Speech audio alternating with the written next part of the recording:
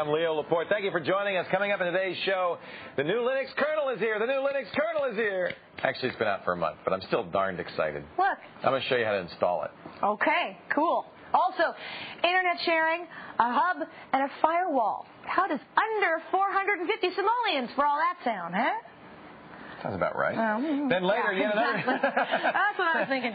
Later, another storage media device. This time it has a security property that they hope you'll buy on today's Fresh Gear. All right. Now, before we talk about today's topic in the chat room, let's check out the final results of our last poll. Our question was, is Intel giving up on Microsoft, going from Wintel to Lintel? Pretty even. 45% of you say yes, 55% say no. Only time will tell. I bet if they had in there what we thought, no, but it's hedging its bets, that would have been 100%. See, we always need a wishy-washy maybe answer. Yeah, because that's our answer. Because we're wishy-washy. Today in the chat room. We're not. I don't know. We're not always that wishy-washy. We're kind of, sort of, a little bit. Sometimes we're wishy, sometimes we're washy. Today in the chat room, Microsoft's still the topic. Would you sell your town to Microsoft? Oh. They can afford it. Here's what happened. It's a small town in Texas. What's Comfort, it called? Texas. Population 1,800, 1,900. Teeny little town. But Microsoft they don't say bought it. They say adopted it. Hey, what's that? They've adopted it with the Microsoft tax software. And they've gone down there and they're going to try to get everybody in the town to use the Microsoft tax software. And then they're going to try to get 1/4 of the residents of the town to file electronically. Mm-hmm. But to me, that's just like creepy. Now, tell us why this just gives you the creeps so badly. I mean, I know why. But well, wouldn't it give you the creeps if Microsoft came to your town and started strong-arming everybody saying, use their software? And you know what's going to happen is they're trying to get 100%, right? Everybody using the software. So what if I want to use Quicken? What if I want to use TurboTax? Mm-hmm. You know, what if the neighbor is going to say, so what'd you use, Kate? Are you participating in... Did you use Microsoft? No, I used the Microsoft, Leo. Sure did. Me and my whole family. We're normal, comfort citizens, I'm and we use snitch Microsoft. on you. I'm going to the Microsoft police. You're in trouble, Kate. No, we didn't really. Isn't that creepy? 1,900 people in this town. You know, I've lived in towns that were very, very tiny. And I'll tell you that generally, everybody knows what everybody else is doing. Sure. So... what do you think? Do you think people in the town would call each other a spoil sport for not participating? Or do you think they'd even give a darn? It's like that movie Cold Turkey. Remember where they tried to get the whole town to give up smoking? At least that was... Remember Dick Van Dyke was in that? Remember that? No, but that's funny. Well, at least that's beneficial, right? I mean, that's kind of peer support. This is like Microsoft. And you know what you really got to feel for? The H&R Block. Oh, yeah, the poor H&R Block guy who normally this time of year walks down the street and says, hey, Frank, I'll be seeing you in a week. Susan, tomorrow. Tony, you're going to bring the kids? All right. And now what's he doing? He's alone. The poor H&R guy. He and the Maytag Repairman are playing gin rummy. He's all alone, sad and neglected, because Ann Richards went and got a bunch of people to sign up with Microsoft. We didn't mention that part. That's the right. governor of Texas came with a marching band. Former governor. Oh, she's not anymore? No, George W. Bush beat her. Oh, that guy. Yeah. So she's not even, so they couldn't even get the actual governor. They got the former governor. Ann Richards. So cheesy. Anyway, would you I mean, what would happen if somebody did that in your town? Well, what about halfway.com? Halfway, where was that? Oregon? Washington? Oh, they named their town? They named their town half.com. It's the same thing. They sold their town to an internet or a technology business. What a world we live. People will do anything for money nowadays. That's just revolting. Well, what if they're putting computers in their schools and they really need them and all they have to do... Have some integrity. Yeah, man. Stand up for it. Have some integrity. Anyway, here's that. Obviously, you think... I mean, it's clear what I think. What do you think? What do I think? I actually think it's gross to sell your town. It's gross. So even to be adopted by Microsoft. Adopted? That's the part that gives me the creeps. I'm sorry. My town has parents, does not need adopting. It's all good. Anyway, your choices are yes, no, and... No. I don't know what Elmer thinks. And how much you got? How much you got? Those are your choices. Take the web poll at screensavers.com. While you're there, click on Talkback and tell us, if you were going to sell your town, what would it take? How much? To get you, as the mayor of your town, let's say, to do something. So, change the name, use software you agreed on. Tell us about that. I'd be mad. You can also phone us 888-989-7879. I'd throw them right out of my office. I'd throw them right out of their keisters. Or chat with us at chat.zdnet.com. Yes, I would. You get your techno-tookuses out of my office right now. You can chat with us in the screensavers room. That's where most of the bulk of the chatters are. Yes, unless, of course, they're in the Netcam Cineplex. They want to be on television because, look at this. Shannon's in there, and hello, Netcam booth, population 2. Tom Merritt, our web czar. Ladies and gentlemen, meet Tom Merritt. He is the guy who produces both the Screensavers and Call for Help That's website. Right. Really great guy. He was the one with the fabulous redhead on the fridge the other day. And he's paying Shannon $2 all right. to do his taxes. Well, they're sharing each other's comfort in the Netcam booth. And it's called, many people don't realize this, we call it the Comfort Station. Yeah, we do. That big metal Quonset hut bunker that they hang out in. And, of course, earn yourself the fabulous Screensavers magnet as seen on our fridge. That's what Bill's going to do here. Soon to be seen. Why, Marcus? There's Marcus with looking his dealy so bobbers. Dignified. He's wearing dealy bobbers. You know, that's what those are called. Dealy boppers? Dealy bobbers. That is what they're called. Yeah, that's the technical term. Yeah. Bill joins us on the ZDTV 3Com Netcam network from Louisville, Kentucky. Hello, Bill. Hi, Bill. We're great. What are you doing? Sitting there trying to get on TV. Yeah, well, you did it. Well, it worked. Hoorah! Cool. Send him a magnet. All right, here you go. I'm tossing the magnet. You ready? Yeah, I'm sure. tossing. Here I go. Matches his shirt. What can we do for you? I've been having some trouble with my computer. Yes. And I've had to reformat my hard drive several times in the Yeah. last few months. Yeah. And one thing I've run into when I reformat and reinstall IE5, I have to refill out all the forms and passwords. Yes. You know, where usually it's got autofill. Yep. When I reformat, I lose all that information. And I'm looking for the files to back up so that when I reformat, I can just well, I'll show you the two places I think it's, you know, autofill's a really good question. I'm not sure that this is where it stores autofill, but this is what I'm going to guess. This is for IE5 or Internet Explorer only. If you go into the Windows folder, and you know when you double-click the Windows folder, you get that thing that says, "Don't do this. You'll be sorry. Don't go in there. Don't go in there." Go in there. Yeah, and then there's two folders you want. Actually, three. You want the cookies folder. I think that's probably where autocomplete is stored. It must be a cookie. This is where all of the passwords for other stuff is stored. Well, I tried that today, and I didn't work. Just for the heck of it, I deleted all my cookies. Yeah. And I went back and I still had all my forms information. All right. Well, then there's another. This you're going to definitely want, which is favorites. Yeah. Okay. That's your bookmark. History. You're going to definitely want history. And then the final thing you're going to want is the temporary internet files folder.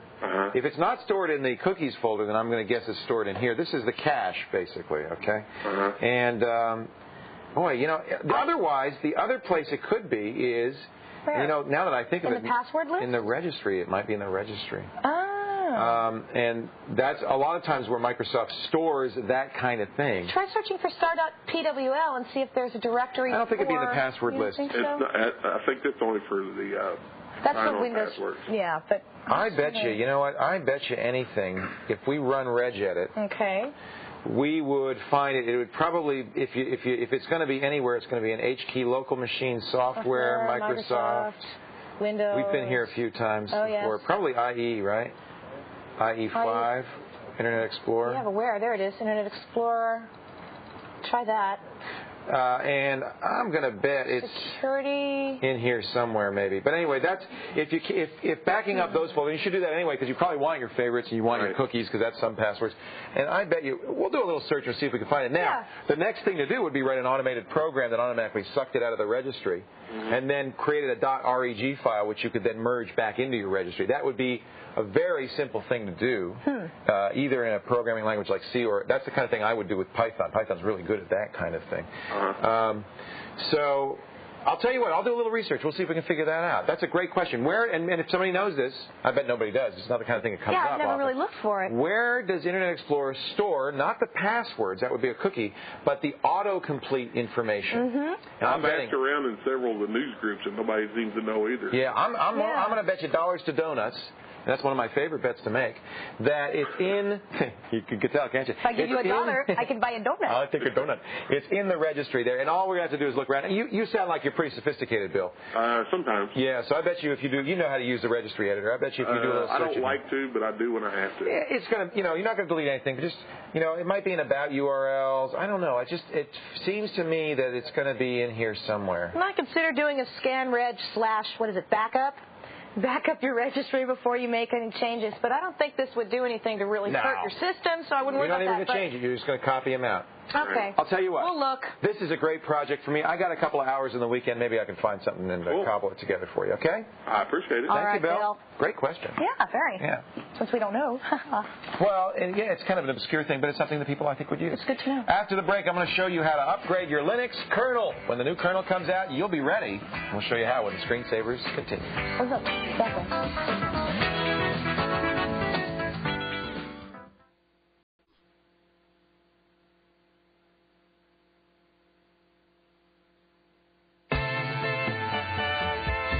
It's time for our weekly alternative segment, a neat tip or trick about an alternative operating system or device. This week, we're going to show you how to update your kernel. Ted Hunt! So let's talk about the kernel, what the kernel is. Linux kernel's here. Linux kernel's here. Actually, the new one, 2.2.14, came out in January, about almost exactly a month ago. We're waiting, though, for the big update, which will be 2.4. All right. Linus says that'll be out about summertime. It's going to have new support. Is USB built into this kernel, or is it coming up in the next one? Patience. Oh. Patience, little grasshopper. First, let me tell people what a kernel is. Right now, I'm tromping on the rice paper and putting holes in it. Okay. Don't tromp on the rice paper. The kernel is the heart of the operating system. Every operating system has a kernel. In the case of Linux, on my system, it's about 600K. It's small. Now, you may say, well, wait a minute, I have 600, 700 megabytes on my hard drive of Linux stuff. That's all the programs that are running on top of the kernel. But the OS itself, the part that Linus wrote and maintains is small. It's 600K. Okay. The kernel is, though, the operating system, what gives you files, system access, what gives you access to hardware. It is the key part. That's why it's called the kernel. If you want it, before you do this, and by the way, everybody who wants to be considered a Linux wizard or even a Linux power user, at one point or another is going to end up compiling the kernel. Okay. New kernels come out all the time. It's the way you customize and modify your system. It's the way you install new hardware. And it's not that hard to do. It's actually pretty impressive, but it's not that hard to do. Okay. First thing to read about the kernel, I went to the Linux Documentation Project. It's mirrored everywhere. The home site is linuxdoc.org. This is the Red Hat version because it's a little faster today. They've got a good book on the Linux kernel, which I recommend you read. It's not a how-to. It just describes what the kernel does. For creating a new kernel or installing a new kernel, you want to read the Linux kernel how-to. And we'll scroll down. We'll find it in here somewhere. But it's a how-to that describes, you know how to find it. I'll put a link to it on the website. But the Linux kernel how-to tells you everything you need to know about installing and upgrading the kernel. The process starts by downloading the new kernel source code. The kernel in Linux is not distributed as a binary usually, although you can on Red Hat site get it as an RPM, but I recommend you start as in the C source code, which is about 14 megabytes. Now, why is that better, to compile it yourself? Well, you'll see, because we're going to be able to configure it. Okay. And you configure before compiling, and that gives you the most flexibility. And it's not hard to compile. We're here on the Linux kernel FTP site. You'll go to the Linux kernel archives, which are under Linux and kernel, current version, and you want 2.2. Oh, let me talk about the numbering scheme a little bit. You'll see it's 2.1, 2.2, 2.3. Why isn't 2.3 the latest? Yeah. That's an odd number. When it's the second number is an odd number, that means that's the development kernel, the one they're working on, the buggy one. Don't download that one. Stable kernels are always even numbers. Current stable kernel, 2.2.14. 2.4 comes out, then that'll be the one you want to go to. Don't do the odd number. That's a really handy tip Very right there. important. Right at the top it says latest is 2.2.14. You're going to scroll down and download 2.2.14.tar, which is a tarball. That's a compressed Linux file. And you either can do a BZ, which is a BZIP one, or a GZ, which is a GNU zip. I use GZ. BZ is a little smaller. Once you download it, doesn't matter, though. 14 megabytes. Doesn't matter. Just all it affects is what program you use to decompress it. It's like stuff it versus zip. So you have one you like. Right. Okay. BZIP is a little smaller, so if you want to save some bandwidth, go ahead and use the BZIP. Okay. CD/USR source, SRC. That's the source code directory for Linux. Okay. And you're going to move your tar file there. You see I put it right there. And you're going to unzip it with tar ZXVF and then the file name. And what are those for? Z means unzip it, X means extract it, V means verify it, F means here's the file name, and then you give it the file name. Cool. So anyway, we've already done that, and by doing it, we put it in a directory, and actually it'll go into the Linux directory. Now, you see this is a symbolic directory. What you're really going to do is you're going to move your old Linux kernel source to a new name directory, probably with the version number, delete the symbolic link, unzip this, rename the Linux to Linux 2.2.14, then create a link to that. So that when you do a CD to /USR/ this is all on the web page, you don't have to memorize this, USR source Linux, it will go to the directory with your most recent source code that you built. And watch, if I do an LS, you'll see there's all these folders. The reason there's so much file space allocated is because it's got it for every processor. It's really every version of Linux is in here. He's saying rap. Yeah, right. I'm not even close, but I'll do this quickly. All right. The next thing you do, and this is the most important thing, is you're going to go to the Linux directory and do make xconfig. And actually, I've already done this, so we can. I'll stop asking you questions. No. Questions are good. I like questions. We're going to do where is the? I'll just do it again here. Wait a minute. Make xconfig, and this is actually the heart and soul of it. We're going to run a configuration box that'll let you configure your Linux kernel. It's running it now. It's going to open it up in a second. There's a lot of stuff in here. Wow. I've described some of it. You're going to want to read the how-tos, but here's a couple of key ones. For instance, our kernel, the one we're using that came with our Mandrake, is not optimized for the right. It was optimized for the 586. We want to optimize for the Pentium Pro 686. By recompiling for that processor, we're going to get some speed improvements. Cool. Lots more settings in here. You're going to go through them all. You're going to support your hardware. Much of the hardware support, in fact, let me show you this. So I'll go back to the main menu. Much of the hardware support, let's talk about joysticks, for instance. You have a yes, a no, and an M. What do you think the M stands for? Maybe? No, good guess. That's what I thought. It's modules. Oh. Linux has two ways of supporting hardware. One, by compiling it right into the kernel. That is important for the stuff you need to boot, like your hard drive, your file systems, your network card. Most of the time, though, you want modular support, which means it'll load when needed. Like a driver. Like a driver. Okay. So you're going to do that in the most cases. Read the article. You'll then compile it. We'll save it, exit. Read the instructions. You're going to make dependencies, make dep. You're going to then make clean, which cleans up all the old stuff, and then you're going to make it probably a BZ Lilo, which will make two little files, vmlinaz and system.map. It'll put it in the root directory. You're going to then move them into your boot directory, modify your Lilo to point to them. Important when you do this. Modify Lilo so you keep your old kernel active so that when you get to Lilo, if it doesn't boot, you killed it. you can always type in Linux-old. I always keep that. It's all explained in the article on the website.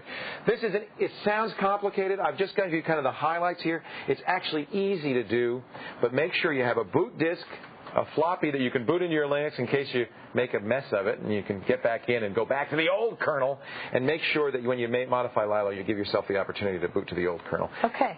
Practice, play with it. You'll find you can really optimize your Linux quite a bit. Make the kernel smaller, faster, more efficient. That's excellent. By using that config. And it's easy to do. You probably don't want to upgrade at this point. If you've got 2.2.13, why go to 14? But when 2.4 comes out, you're going to want to do that. Okay. Now go to the website. I've got detailed instructions there about updating your kernel. And all of our past alternatives is at thescreensavers.com. There, I rapped. All right, that was good. Only now I have to. The USB I asked you at the top of the segment. Yeah. Is it supported now, or is it in the 2.4 kernel? No, it's supported in a module, a patch that you can download. Okay. Patches are another thing entirely. You can actually patch the source code. For instance, I patched it to see my UDMA66 drives. You can add a patch to see USB in 2.2.14.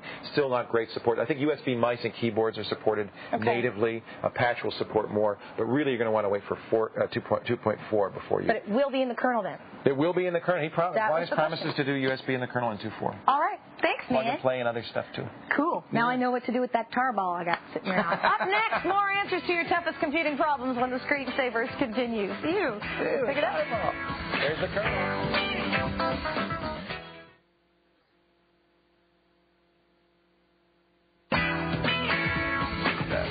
Screensavers.com is the best place for more information about what's on this ya show. Just check out all the details of the Screensavers' thunderously dominant game machine. Ugum! All the specs, Mach 2. Video showing off its performance, all at thescreensavers.com. Ugum! Miguel joins us from Hammond, Indiana. Hello, Miguel. Hello, Miguel. Hello, Leo. Hello, Kate. How are you, sir? I'm very fine today. Good. That's great. You weren't fine yesterday? I was fine yesterday. Okay. And tomorrow, you know what? I'll bet you'll be fine tomorrow. Yeah, man. Unbroken string. What can we do for you? My question's about... Unbroken string of fine. My question's about which is better, a fax machine or an e-fax? Oh, that's a great question. Wow. Well, you know what? This is going to be my first instinct to tell you. If you're going to go out and buy a fax machine, what are you doing?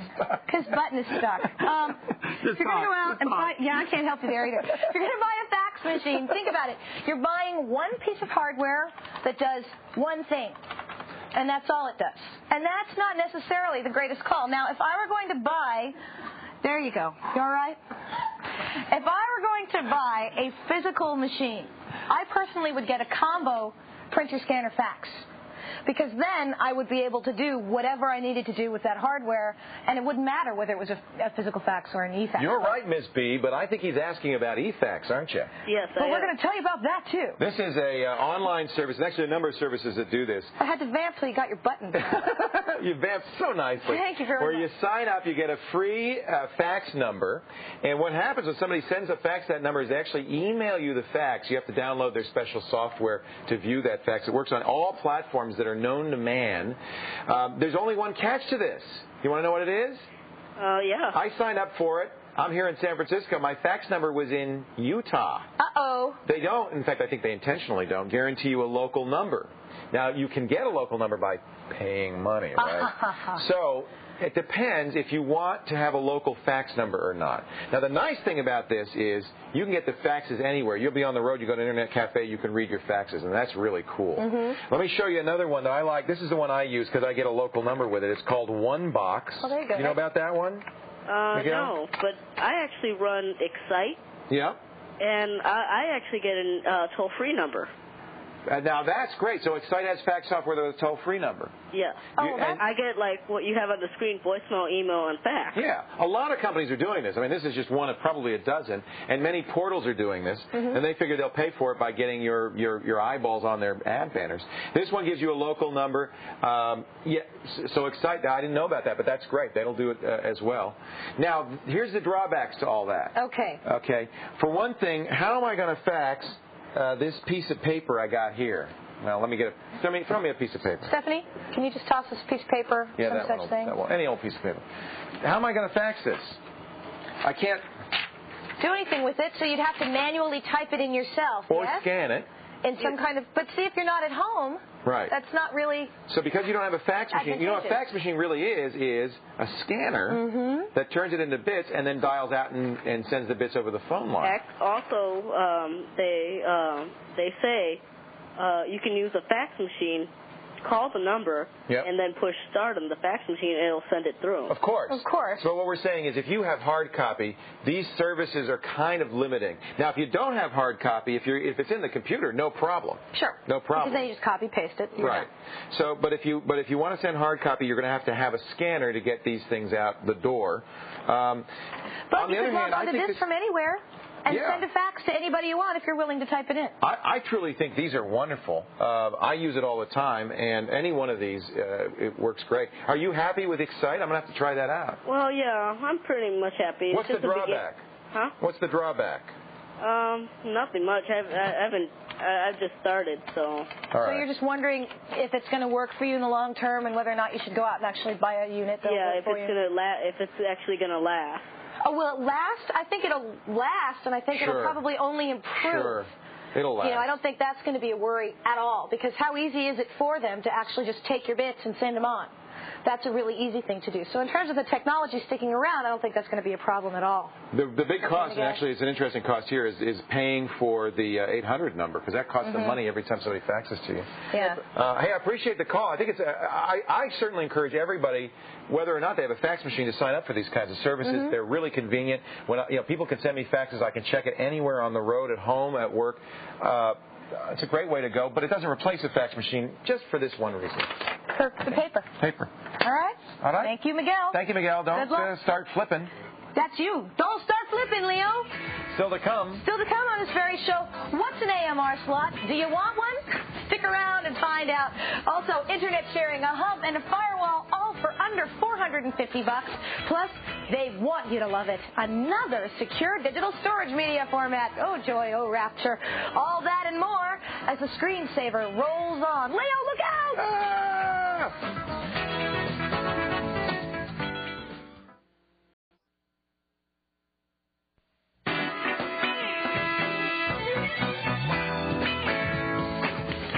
Welcome Welcome back to the Screensavers. Leo Laporte would be on your right. And Kate Patella would be on your side. Thank you for I like joining that. us. That's called positioning. Today in the Literally. Today in the chat room, we're asking you, would you sell your town to Microsoft? Comfort, Texas. Everybody in Comfort, Texas is in theory going to be using Microsoft's tax software. 25% No. Online. Read my lips. No filing online. No Microsoft taxes. Wouldn't be prudent. So our choices. Not gonna do it. Not gonna do it. Your choices are yes, no, and how much you got. You selling your town? How much you got? Put it right money on the barrel. All right. Well, we're both saying no. I just think it's a revolting notion. And Microsoft's, by the way, not calling it buying the town. It's adopting, adopting, which makes no sense. That's like paternalistic, like they're going to be their parent. And also doesn't tell you in any way what that means. What I need to know, before I get really disgusted with Microsoft here, I don't know what adopting the town means. Well, you're giving the town money? No. What are you doing with the town? We're going to take you under our wing because I'm a poor little town. And we're going to help you do your taxes using fabulous Microsoft software. Thanks, Bill. You're my that hero. nice? Take the web poll at screensavers.com, and while you're there, click on the talkback feature. Tell us, are you revolted like Leo, or what it would take to sell out your town? Or chat with us, chat.zdnet.com. All right. Hey, we've got Puerto Riqueño on the line. Ricardo joining us on the ZDTV 3Com NetCam network from San Juan, Puerto Rico. Hi, Ricardo. Hey. Hi. Hello, guys. Hello, Great to talk to you. Nice talking to you, too. Are you in the office or are you at home? No, I'm at home. All right. You got a lot of diplomas on the wall. What do you do, Ricardo? Well, I just play with my computer, and etc. But look at all the certificates he's got. And there's his roommate behind him. Those are my dad. Oh, your dad did that? Yeah. I get it. And that's certainly not your dad sitting behind you. No, that's my dog. What's his name? Random guess. Cody. Hi, Cody. Hi, Cody. What can we do for you today? Well, have you seen some web pages that have images that are semi-transparent? Yes. Well, I was wondering, how can I make one for my website? Easy as can be. It's called a transparent GIF or GIF. You say GIF or GIF? I say GIF. What do you say? Do you say GIF or GIF, Ricardo? GIF. It should be GIF because it's graphic, interlaced format, but it's pronounced GIF by CompuServe came out with Didn't we say the people who wrote it, I think, call it GIF? GIF. Yes, they do. It makes it graphic. You'd think it would be GIF, but it's not. Many graphics programs will do this, by the way. Basically what happens is it's a feature of the GIF file format that you can select one color only, to be transparent. So I'll take all the blue out. Yes. And what it does is then the background on the page will shine through. Ah, I see. Do we have one that we can demonstrate? Oh, I don't know. I was actually going to... This is a place where you can get the software. Let me see if I have some on Leoville. The only website I know really well is my own website, and I think I do down here. See this, Leo? Yeah. That is a transparent GIF. Now, normally what you do when you do a GIF is you'd have a square there, wouldn't you? Sure. Because what would happen if I can't. I don't know why I can't click on the image, but if I highlighted the image, there you go. You could see that square is the outside part of the image. But what I did is it's black text on some colored background. I made that arbitrary color transparent. So that, now in this case it's a white background, so it's really not a great example, but if it were a blue background, you would still see the blue shining through the O and the E.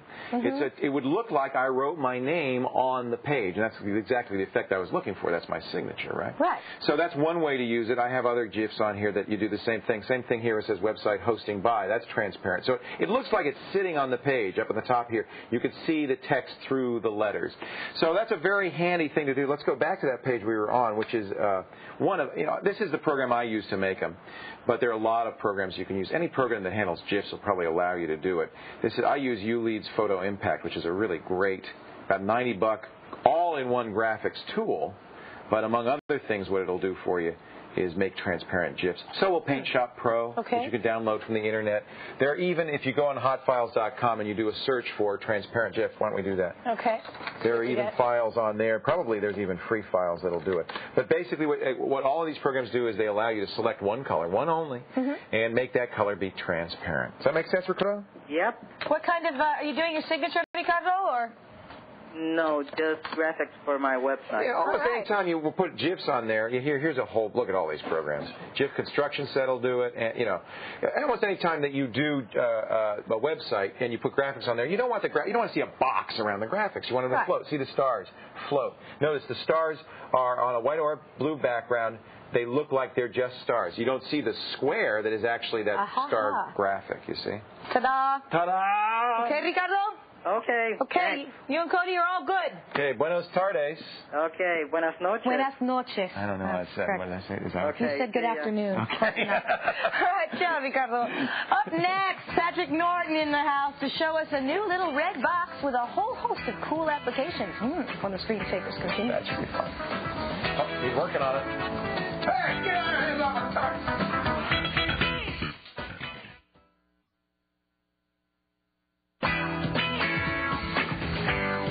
Screensavers.com, you know what that is, don't you? It's the best place for more information about what's on the show. Take this week's Super Geek Challenge. You know what it's about. The elusive BIOS, your last chance. Explore the mysterious BIOS with the 10 intensive study questions we've been telling you about all week. All for your enjoyment at thescreensavers.com. I love that. That's the part where they go, Jim will attempt to tame the BIOS while I stay well back and out of the line of fire. Congratulations to Jack from Fairfield, California, the winner of yesterday's Super Geek Quiz T-shirt or cap giveaway. Now make sure, of course, that you fill out the form after you've taken the quiz for your chance to win, because otherwise I'm going to have to go like this, and it won't know where to go. That gunfire in the distance, sweetheart? Or the pounding of my heart? I never would have thought like a T-shirt and a cap could make such a big splash. Patrick, that's like a nuclear explosion. Patrick Norton, senior editor for ZDTV, senior technical editor, is here with a hard hat and a hard act to follow. He's very, very afraid. Yeah, you should be, Patrick. I'm glad I have a helmet on. So we want to talk about security today. Security. We want to talk about. I got DSL in my house. You lucky guy. I'm so happy. Yeah. It's so fast, and I feel so naked in the wilderness. Why? Yes. Well, actually, when my neighbor put it in, he started playing around with some of the security software that goes on your PC, right? Right. And it's one of the things it does is it tracks when people start snipping at your ports. Right. There's a lot of port. It's like a festival of dogs. kidding, really? Yeah. Actually, multiple times per minute. You're both kidding. times of the day. So isn't that funny? Because I want a cable modem, and nobody has sniffed my ports in months. Well, it's just where you are, I guess. Yeah. But the problem is you have a static IP address, and as long as your computer is on, you're online. Right. So you're really sitting duck. Especially, and even if you shut it down, then it's DHCP. Some of us are still online for 8, 9, 10, 11 hours at a stretch, which can make it just plenty of time to do damage. Right. So one of the things we started talking about was, okay, I need a firewall to protect my system. Okay. And I was thinking, okay, well, hey, I'm a geek. I'm going to do it with Linux and an old 486, and I'm going to get a couple of Ethernet cards and a hub and a book, because I'm not real good with firewalls, because the people who do firewalls are a lot smarter than I am, and they spend a lot more time playing. They're not smarter than you, but they just don't have much of a life. And you got to do them right, or it's a bad thing. Yeah. Well, it's one of the things. You know what? She said we should highlight that. A bad firewall is worse than no firewall because it gives you this false sense of security. And you think you did it right. One of the pages I went to is this really great page. The guy steps you through. It's like, this is what you need to do to make a Linux firewall. And like step 11 is like, by the way, all you got to do is do this on this port to get through it.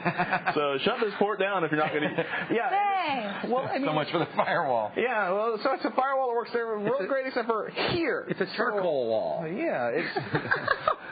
Welcome to Charcoal Brigade Day here at the Screen. Okay, what's that? So instead of this, you do this. Instead of this, this is neat. WatchGuard Soho. WatchGuard's a company that's been around for a while, doing primarily, medium, large office firewalls. They recently bought another company. One of the products they picked up, WatchGuard Soho. So what it does is you've got the little red box here. You got a cable in. It looks like a hub. It looks like a hub, actually. You see the ports on the back. It's got 4 ports in the back. It does IP sharing. It's a firewall. Really? It can do a VPN with IPsec, which means encrypted packets over the internet to another office. Wow. And it took me all of about 5 minutes to set up. Well, that's pretty impressive. There must be a little computer in there. Yeah, it's actually, they've got a chip in here. They've coded it from the ground up to do all these functions and to add on additional software functions in the future. And basically, you got 2 cables and a 5-minute setup over the web. You administrate it by opening up its IP address in a web browser. So it's set to actually handle up to 10 clients, which is great because I only have 6 computers in my house right now. And so you feel more secure because you've got this red firewall. Now, the only thing that worries me is it's kind of its own proprietary software. It's not Linux. You don't, or something like that. You don't know really what how secure it is or what it's doing. I mean, to a certain point, I don't know how secure Cisco is going to be until it's out there and a bunch of people. But more people are using Cisco routers than these. No argument. These guys, WatchGuard's actually number 3 behind Cisco. Oh, really? And somebody else. At least, according to the IGG, total sale, whatever the, Well, that's encouraging, though. I mean, obviously somebody's been banging on this. This is I'm Bob, and I have a firewall. This is going to be great. I mean, I did a search on Hot Files. I came up with 52 different things that said they were firewalls. Absolutely. And I love the idea, It's like, what was it? Confluent was just bought by McAfee, so that's a good sign that they have a really good firewall. But the thing is, then I've got to run it on my main PC. I've got to leave it on 24. I still have to have 2 Ethernet cards. And even if the firewall isn't great, merely by doing a proxy server, by doing that, or routing your traffic, you're already putting up a pretty good block. Right. I mean, most people are not going to be able to get through that, regardless of what else is running. I mean, to a certain point, I think if the NSA wants to get in your computer, they're gonna send somebody to your house. It's going to disappear. If a really dead, if the cult of the dead cow has a really bad vendetta against you, they're going to get into your computer. If you want the little kid down the hallway who's on the same random lamer is not going to be able to get you this way. Internet weasels, I like to think of them as. You want some sort of protection up there. This is great. $450, plug and play. Couldn't be any easier to use. Right. It's a little pricey, and hopefully they'll come out with something. $200. I think they'd sell 1 million of them. Totally. I think this is a hot category. Well, the other thing is they're saying is there's going to be a lot of cable modems and DSL modems incorporating features just like this. I like that. Very cool. Yeah. At home should be giving me that. That's exactly right. That would be nice. Okay. Wouldn't it? We'll talk include some security along with the connection? Well, they actually do on their local hub. But all right. Thank you, Patrick. I appreciate it. Patrick Norton, ZDTV's senior technical editor. Nice job. And, of course, I'm sure more about this on our site or the Fresh Gear site? Actually, on your site. Okay. Okay, so we'll check that out. Hey, you know what we promised? What did we promise? Well, we promised we were going to see Sumi Das today. So here's Sumi Das with yet another digital media storage card. And this time it comes with some security, in theory, on today's Fresh Gear.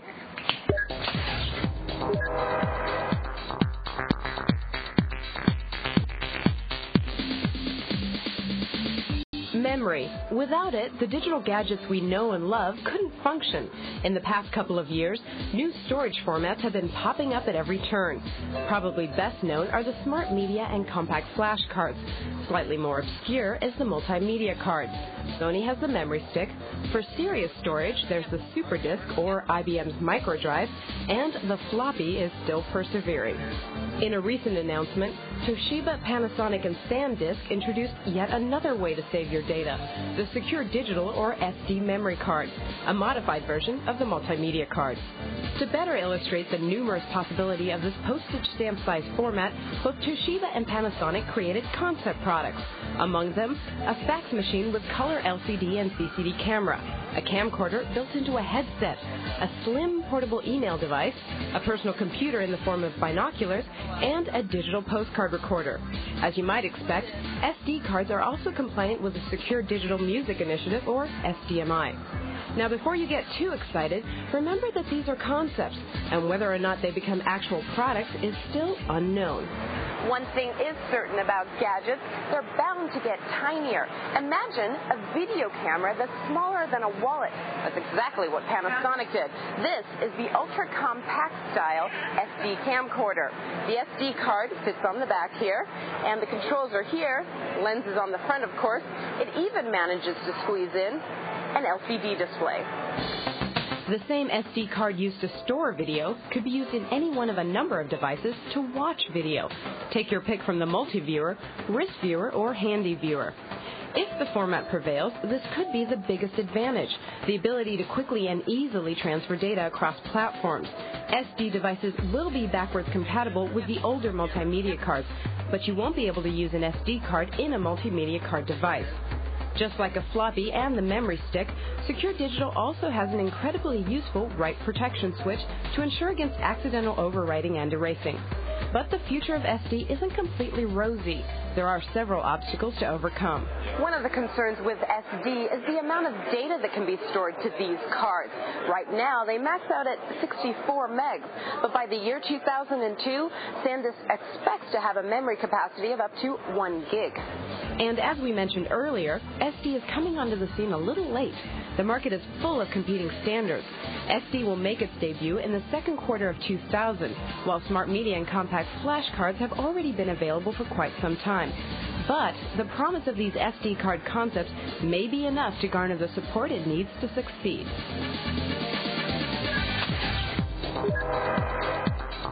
You know, by the year 2003, I hope to have a half a gig memory right up here. Okay, you can catch a new Fresh Gear every Friday afternoon at 1:30, 12:30 Central, right here on ZDTV. I hope you do too. Okay. So we got an email from Owen who says, I've been shopping around for a new motherboard, and I've seen several, they say, have AGP slots, PCI slots, and something called an audio modem riser. What is an audio modem riser? We'll tell you when the screensavers continue.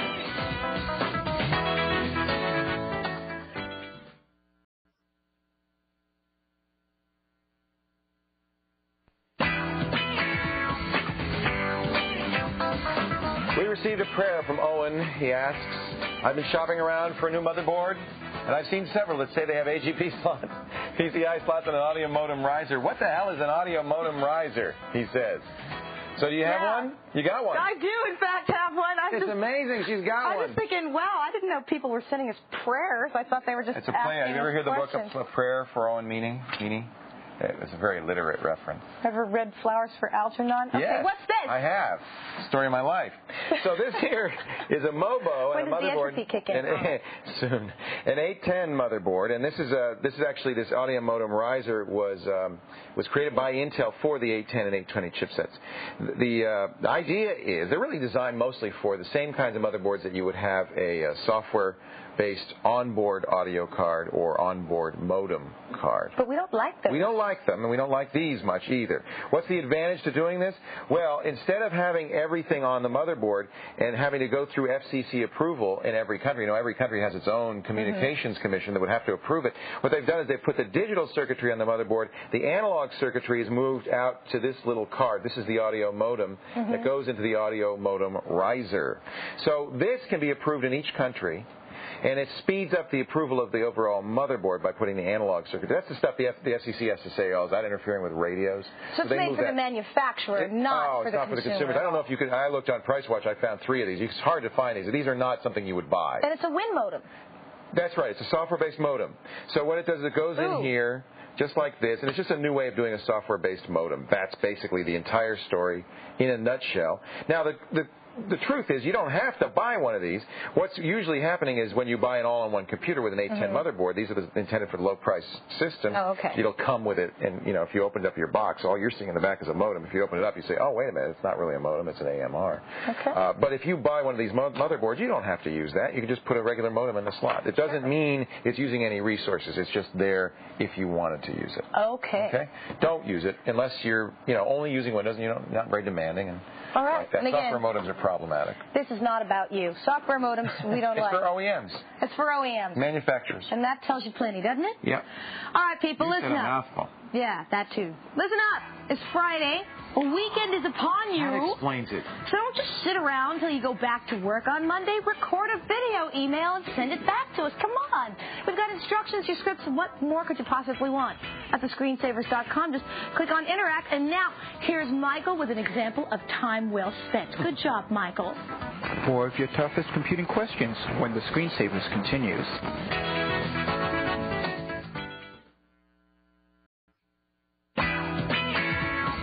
Howdy, folks. Welcome back to the Screensavers. Take a peek up there on your screen. You'll see the preliminary results of today's poll.